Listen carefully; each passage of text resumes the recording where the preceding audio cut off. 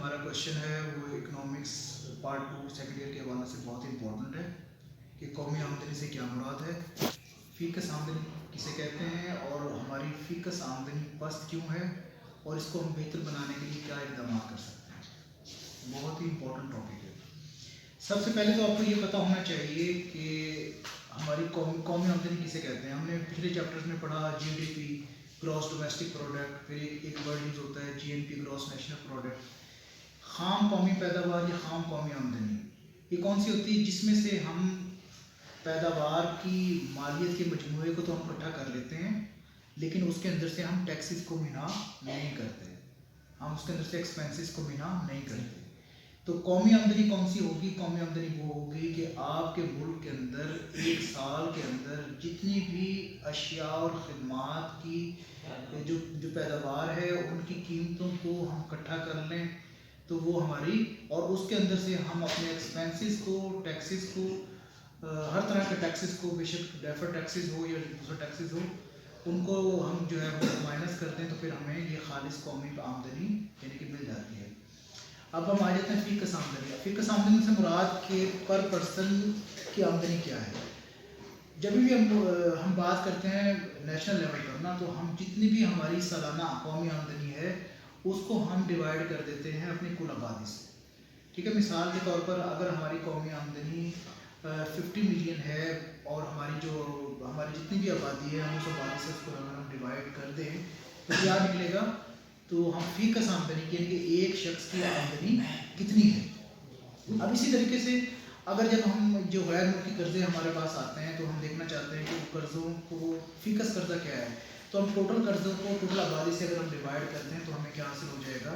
ہمیں فیکس جو قرضے پر چل جائے گا کہ ایک شخص نے کتنا پیسہ جو ہے وہ قرضے میں وہ مبتلا ہے، اس میں وہ ادا کرنا ہے۔ یہاں تک سمجھ آ گیا؟ اب ہم بات کرتے ہیں کہ یہ پست کیوں ہے۔ اب دیکھیں ہم لیس ڈیولپنگ کنٹریز ہیں، ہم ترقی پذیر ممالک میں ہمارا شمار ہوتا ہے، ہمارے پاس اتنے وسائل نہیں، انمپلائمنٹ ریٹ زیادہ ہے، لٹریسی ریٹ ہمارا جو ہے وہ کم ہے۔ پھر کیا ہے کہ ہمارے ہاں ایک کمانے والا ہے اور 10 کھانے والے ہیں۔ اب آپ دیکھیں کہ جو معاشی طور پر مستحکم وہ لوگ ہوتے ہیں جن کی کچھ سیونگز ہوں۔ جب ایک گھر کا سرکل کوئی ایک شخص چلا رہا ہے اور باقی سب لوگ جو ہے وہ کھانا کھا رہے ہیں اور وہ سارا ان پر خرچ ہو رہا ہے، تو وہ تو کچھ بچا ہی نہیں رہا، بلکہ کچھ نہ کچھ قرضہ بھی اس کو دینا پڑ رہا ہے۔ اب کیا ہوگا جب آپ قرضہ لیتے ہیں تو پھر کیا ہوتا ہے کہ جو بھی آپ کی انکم آتی ہے وہ تو قرضوں میں جا رہی ہے، آپ کی بچت تو ہو نہیں رہی۔ جب بچت نہیں ہو رہی تو مستحکم معاشی طور پر کیسے آپ نہیں ہو سکتے نا۔ پھر دوسری چیز یہ دیکھیں کہ ہم ایگریکلچر کنٹری ہیں، ہمارا 44 to 45% جو ہے وہ زراعت سے ریلیٹڈ جو ہے وہ ہماری جو پیداوار آتی ہے، اور آبادی کا ایک بڑا حصہ ہمارا جو رورل ایریاز کے اندر موجود ہے۔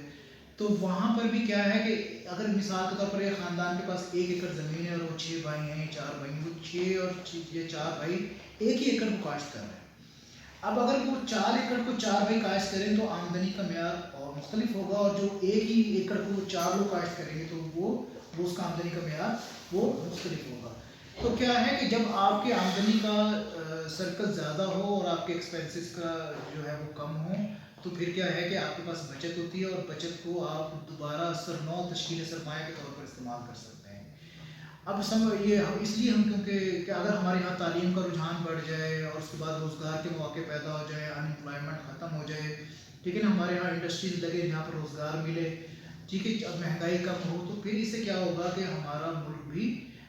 جو پست جو ہے فیکس آمدنی سے نکل کر ہم جو ہے وہ ہم اوپر آ جائیں گے۔ ویسے بھی الحمدللہ ابھی ڈے بائی ڈے چیزیں بہتر ہو رہی ہیں، اس لیے آپ کیونکہ بینگ اے اسٹوڈنٹ اگر آپ اچھے سے پڑھو گے، ساتھ ساتھ آپ اپنی پیشہ ورانہ قابلیت اور ہنر کو بڑھاؤ گے،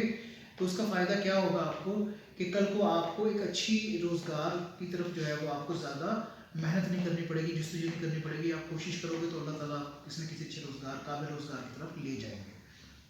اب آ جاتے ہیں کہ اس کی ہم پست آمدنی کے جو کیسے اقدامات ہم کریں کہ جو پست آمدنی ہماری ہے اس کا معیار تھوڑا سا بلند ہو جائے اور ہم بھی جو ہے خوشحال زندگی گزار سکیں۔ سب سے پہلی چیز ہے کہ عزم و ہمت۔ اگر دیکھیں خدا بھی اس قوم کی حالت نہیں بدلتا جس کو خود اپنی حالت بدلنے کا شوق اور جذبہ اور لگن نہ ہو۔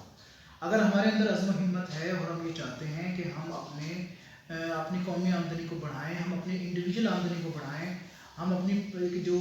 ہماری خواہشات، ہمارے ڈریمز جو پورے نہیں ہو رہے ان کو ہم محنت کر کے ان کو پورا کریں، تو تو اس کے لیے کیا ہے کہ ہمارے اندر عزم و ہمت ہو، آگے بڑھنے کا حوصلہ ہو، تعلیم کے ساتھ ساتھ ہم پیشہ ورانہ قابلیت حاصل کریں اور روزگار حاصل کریں۔ اب دیکھیں میں آپ کو بتاؤں مثال کے طور پر، آپ کے پاس اگر تعلیم بھی ہے اور کوئی ہنر بھی ہے، آپ جاب بھی کر رہے ہیں، جاب کے ساتھ اگر آپ کے پاس کوئی آئی ٹی کی کوئی ہنر ہے یا کسی اور چیز کا ہنر ہے تو آپ پارٹ ٹائم وہ بھی کام کر رہے ہیں، تو آپ کی اس سے آمدنی میں اضافہ ہو رہا ہے۔ اب جب آپ زیادہ پیسے گھر لے کر آئیں گے تو ایک تو یہ کہ آپ کے جو خواب ہیں، جو ڈریم ہے، جو بیسک نیسسٹیز ہیں، نہ صرف وہ پوری ہو رہی ہیں بلکہ کیا ہو رہا ہے کہ وہ آپ اس میں سے کچھ نہ کچھ پیسے آپ بچا بھی رہے ہیں۔ پھر دوسری چیز دیکھیں کہ معاشرتی برائیوں کا خاتمہ یہ بہت ضروری ہے۔ جس ملک کے اندر رشوت خوری ہوگی، جس ملک کے اندر اسمگلنگ ہوگی، جس ملک کے اندر جو ہے مزدوروں کا استحصال ہوگا، جس ملک کے اندر ملاوٹ ہوگی، تو کیا ہوگا کہ وہاں پر اس ملک کے اندر معاشرتی برائیاں جنم لیں گی، اور معاشرتی برائیاں جب جنم لیتی ہیں تو اس کا نقصان کیا ہوتا ہے کہ معاشرے کے اندر جو ہے وہ نقصان ہوتا ہے، اور معاشرتی برائیوں سے کیا ہوتا ہے کہ ملک جو ہے وہ ترقی کی طرف نہیں جاتا بلکہ وہ ملک جو ہے وہ تنزلی کی طرف جاتا ہے۔ ٹھیک ہے، ایک میں لیکچر کی بات آئی ہے۔ اس کے بعد سیاسی استحکام۔ اب ہمارے لیے ایک بڑا پرابلم یہ ہے کہ ہم